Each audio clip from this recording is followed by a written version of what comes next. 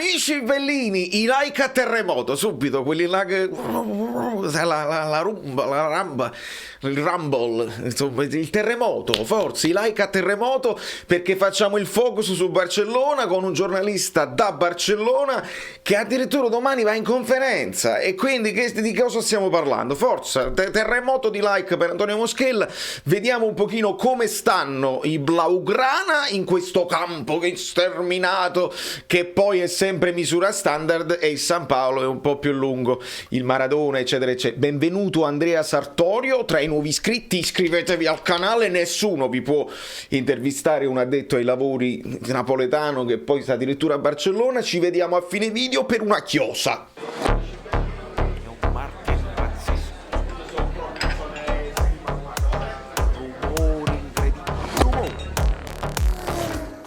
Amici bellini, eccoci qua, finalmente siamo in antivigilia ovviamente di questa partita straordinaria, e non potevo non reinvitare, non so nemmeno come si dice, il nostro Antonio Moschella, giornalista inviato in questo caso da Barcellona. Bentornato Antonio.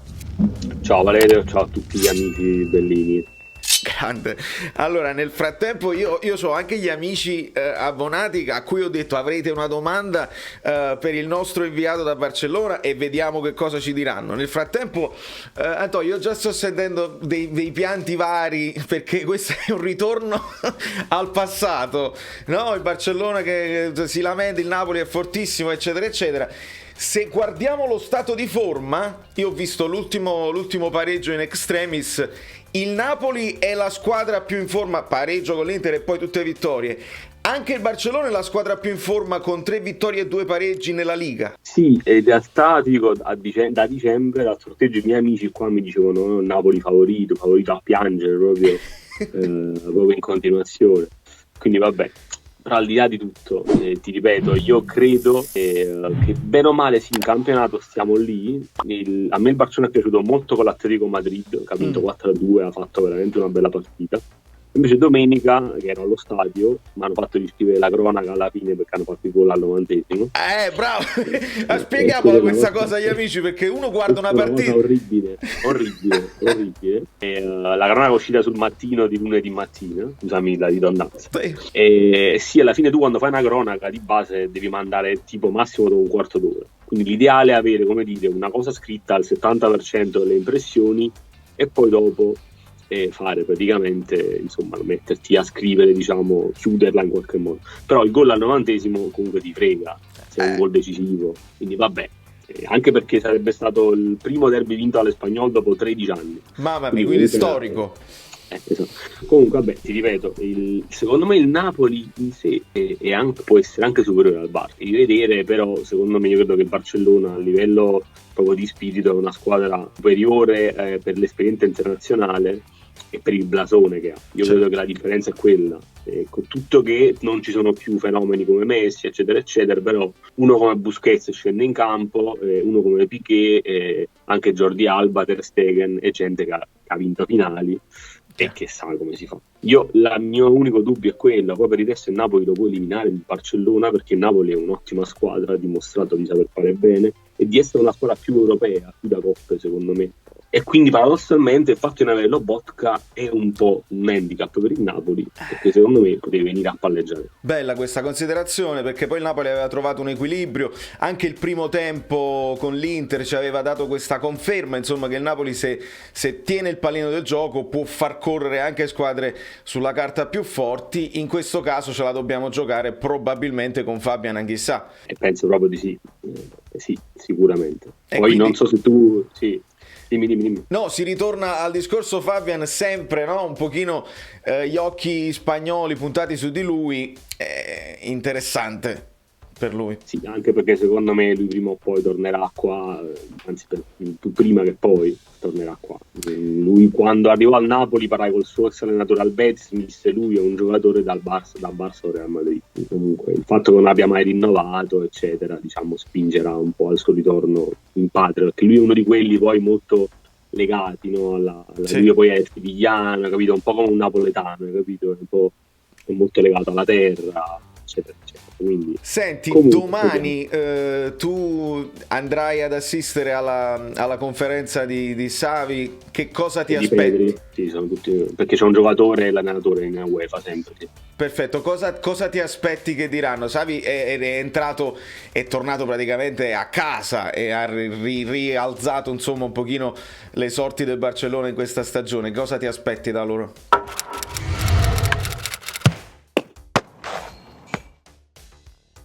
No, Xavi è sempre stato uno che ha saputo dire, al di là di quello che pensava, era sempre molto concreto nelle sue opinioni, quindi io credo che lui sia anche molto rispettoso del gioco del Napoli, però è uno che se la andrà a giocare, è uno che punta molto sull'Europa League, però Certo. secondo me sarà importante vedere come parla, vedere un po' la sua espressione, perché lui ovviamente sono 20 a passanni che gioca partite importanti, adesso sta allenando, e lui comunque sai, c'era in tantissime partite importanti del Barça, quindi saprà come approcciare. Però è chiaro che se magari quando gli fanno una domanda, il modo in cui risponde potrà in qualche modo, no, denotare un po' il suo, come dire, la sua indole, come si sente nel momento, eccetera, eccetera. Quindi vorrei innanzitutto vedere se mi fanno fare una domanda che è difficile che la fanno fare agli stranieri, speriamo insomma che domani riesco a farlo, però poi al di là di tutto vedere quante domande gli fanno e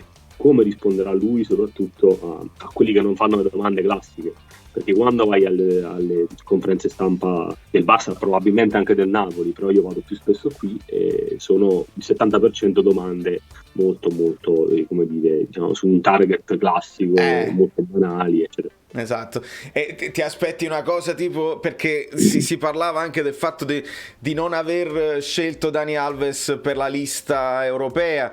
Questa è una cosa che ritornerà secondo te come dubbio da parte dei giornalisti? Potrebbe, perché secondo me Dani Alves con 38 anni, che ha l'età nostra, è meglio di Dest che ce n'ha 24. Incredibile. Ma anche fisicamente, cioè, è uno che si è tenuto in formissima ed è uno che sta molto bene a livello anche di esperienza, è uno che ha vinto tutto con Guardiola, ma anche la Coppa America del 2019, lui è stato il miglior giocatore del Brasile, meglio di Neymar, meglio di Thiago Silva, è stato il miglior giocatore del Brasile, quindi lui è uno che per fortuna giovedì non c'è. Questo ce lo teniamo come punto positivo per noi sicuramente. Esattamente, e quindi ti dico, sicuramente lui ha voluto mantenere gli attaccanti, che appunto secondo me l'unico forse ballottaggio possibile può essere appunto, a parte quello Araujo e Garcia come centrale, può essere forse il centravanti, perché secondo me giocheranno Gavi e Adama Traoré sulle fasce in attacco e come punta o Ferran Torres o Aubameyang da falso 9. Secondo me De Jong non lo metterà dall'inizio, De Jong lo metterà agli ultimi 20 minuti come con l'Espagnol, nell'eventualità, sai come a noi Pampa Sosa il come tempore. No, certo. Quindi farà così, però lui ha voluto avere più attaccanti fondamentalmente. Secondo me è un po' sbagliato perché ti ripeto, Dani Alves all'età che ha è meglio di destra. Un'esperienza incredibile. Una delle domande che mi arrivano, per esempio Vincenzo, si parlava di questo, io non ho capito da dove è uscita questa notizia, si parlava di Depay, addirittura è uscita una notizia, il Napoli proverebbe, e io stendo, vedi la risala, il sorriso e va benissimo, non ce la fa a recuperare per questa partita. No, non dovrebbe. E ti dico, al di là del fatto che no, è fantacalcio che potrebbe venire a Napoli e di base, ma sia per l'ingaggio sia per le sue aspirazioni, eccetera, eccetera. Ma poi soprattutto io credo che chi è bene che non giochi per il Napoli è Araujo, che è il miglior difensore in questo momento del Barça, che si è fatto male con l'Espagnol, ha preso una botta tipo Politano ma un po' più lieve. Ok. E se tu hai visto la partita con l'Espagnol, nel 2-1 dell'Espagnol, Eric Garcia fa praticamente il fuorigioco come lo facevamo noi ai 10 anni, cioè accompagna fino all'ultimo secondo l'attaccante e quando la palla è partita lui va avanti. È uno che anche qui si stanno rendendo conto che se Guardiola l'ha fatta andare via dal City ci sarà un perché, ed è un difensore centrale che poi magari, per carità, io mo te lo sto dicendo a detta ai lavori, poi facciamoci una grattata, certo, però è uno che rispetto a Araujo è inferiore. Araujo è veloce, è forte di testa, è potente, è un bel prospetto, quindi sarebbe buono per il Napoli che non recuperi Araujo. Senti Antonio, Quindi vabbè, la formazione bene o male la possiamo immaginare, ce l'hai cominciata a delineare. Stanno girando, mi arrivano in continuazione queste fotografie, nemmeno gli highlights, ma le fotografie proprio di Adama Traoré, perché si può immaginare insomma una sfida con il nostro Mario Rui, che purtroppo insomma veramente, qualcuno ha detto potrebbe essere l'armatura di Mario Rui, se si potesse aprire ci entrerebbe dentro. Che tipo di impatto ha avuto il ritorno? Sta giocando bene, punti deboli ne ha, non lo so. no, lui è stato il miglior acquisto di questa finestra di mercato, è stato il migliore in campo domenica con l'Espanyol, è uno che non si stanca mai, è uno che comunque è potente e anche veloce, magari nei primi 5 metri no, ma sulla progressione è distruttivo, è uno che crossa bene, infatti ha fatto lui il cross per De Jong, è uno che è quello che secondo me può dare più fastidio al Napoli, quindi in questo caso sì, come non è accaduto a Milano che magari su Dumfries Juan Jesus poteva rintruzzare, forse sarebbe arrivato il momento di mettere Juan Jesus sul terzino,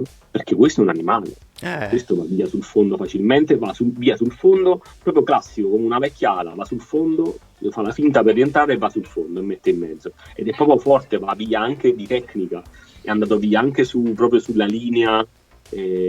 Quindi in questo momento lui secondo me è il pericolo pubblico numero 1 ed è per questo che andrà affrontato in un certo modo. Lui poi non entra in aria, non è tipo Dumfries appunto che si butta, o tipo Maggio come faceva con Mazzarri, no? Sì. Lui è uno che cerca il fondo e lo trova quasi sempre, e quindi là sarà o la doppia Koulibaly e poi dopo in mezzo il centravanti deve prendere Rachmani o chi giocherà per lui, oppure deve starci un po' con Jesus per evitare proprio che poi magari appunto si fa a 3, avanza un po' di Lorenzo, a livello tattico poi tu ne sai pure più di me, quindi magari sarebbe pure un'idea. Questo 3,5 diciamo che ci ricorda stare, le nottate di Champions, insomma, dove si è fatto anche con Maximovic. Anche Liverpool, esatto, esattamente. Senti Antonio, io nel ringraziarti, un'ultima domanda.